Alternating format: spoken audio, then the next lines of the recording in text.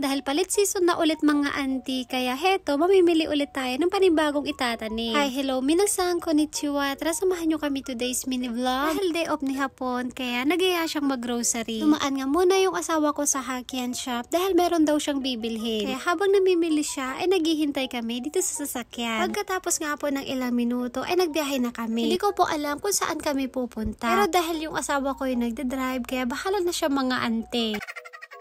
Pagkatapos ng ilang minutong biyahe ay nakarating na rin po kami dito sa Hayama-san. Dahil nandito na rin kami, kaya titingin na rin ako ng mga gulay na pwede kong itanim. Ito po mga gulay na binibenta nila ay mga pang winter. Dahil panibagong season na naman, kaya panibagong gulay ulit ang itatanim. Dahil malapit na po ang taglamig, kaya konti lang po itong mga gulay. Di gaya kapag tuwing summer ay sobrang daming mga gulay ang pagpipilian. Dahil palit season na ulit mga auntie, kaya heto, mamimili ulit tayo ng panibagong itatanim. Hindi ko alam ko ano tong mga pinamili ko, pero dampot na lang ako ng dampot. Bahala na kapag lumaki ay makikita ko naman kung ano tong mga gulay na pinamili ko.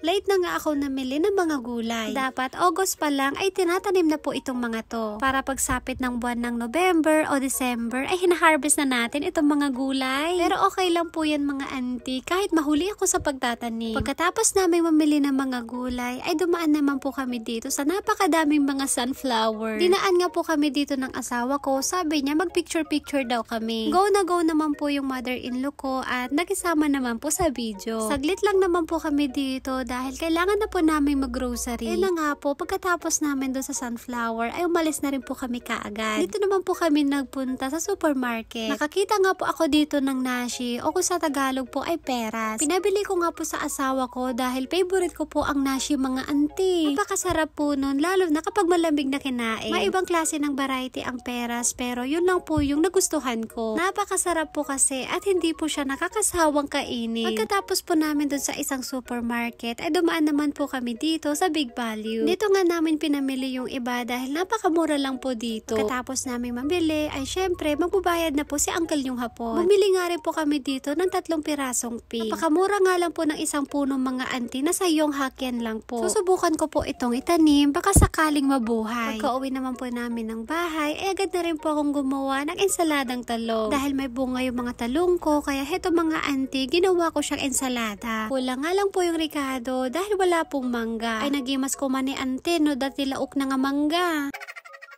Pagkatapos ko matimplahan yung ensalada, eto naman po si Kenshin mga auntie ay napakagaling yung magkulay. Pinakita nga niya sa akin, etong ginagawa niya. Pagkatapos po namin mag-asikaso ng hapunan, ay kakain na po kami. Eto nga po yung simpleng hapunan namin. Nagluto po si uncle yung hapon ng gyoza. Syempre, uulamin natin yung ensaladang talong. Kakamiss talaga yung mga ganong ulam, no? Kinabukasan naman ng hapon, ay tatanim ko na yung mga nabili kong gulay. Bago ako magbungkal ng lupa, ay syempre, magdadamo muna ako. Kapag walang damo ay mas maganda kasi magbungkal ng lupa. Dito ko na nga lang po itatanim sa may gilid ng rosas. Mga tanim kong talong ay hindi ko muna binunot dahil nga po may mga bunga pa. Dito nga po pala sa aking mini garden, ang mga itatanim ko po dito ay mga iba't ibang klase ng gulay na pang winter. Naku basta, isosurprise ko na lang ulit kayo mga auntie kung ano po yung mga iba't ibang klase ng gulay na mga tinanim ko. Pagkatapos kong magbungkal ng lupa ay itatanim ko na. Wala nga po pala ako nilagay ditong fertilizer. Dahil eto pong lupa ay napakadami ko na pong nailagay dyan na fertilizer. Kaya hindi na po ako maglalagay. Habang nagtatanim nga po ako dito, si Kenshin naman ay nakikisali na rin. Lumabas nga po sila ng bahay kasama po yung lolo niya. Mamadali na nga po ako dito magtanim ng gulay dahil yung binan kong lalaki ay nagpapasama. Hingin nga po kami ng panlinis kaya sasamahan ko siya. At ito na nga po yung mga tinanim kong mga gulay. O diba, excited na naman ulit tong auntie nyo na mag-harvest.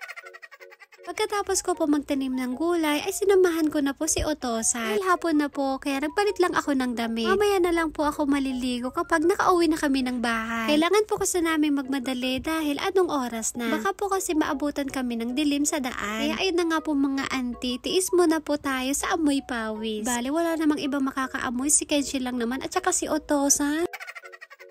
Pagkatapos nga po ng ilang minutong paglalakad, nakarating na po kami dito sa Watahan. Titingin nga po sana kami ng panlinis sa bakuran namin, kaso nga lang po ay naubusan. Kaya babalik na lang po kami ulit sa susunod na araw. And fast forward na nga po, pagka-uwi po namin ng bahay, ay agad ko namang diniligan eto mga tinanim kong gulay kanina. Madilim na nga po nung nakauwi kami ng bahay. So yun lang po, at dito na po natatapos ang aming mini vlog. Maraming salamat po. Thank you for watching. Sayonara and Bye-bye! Paalam.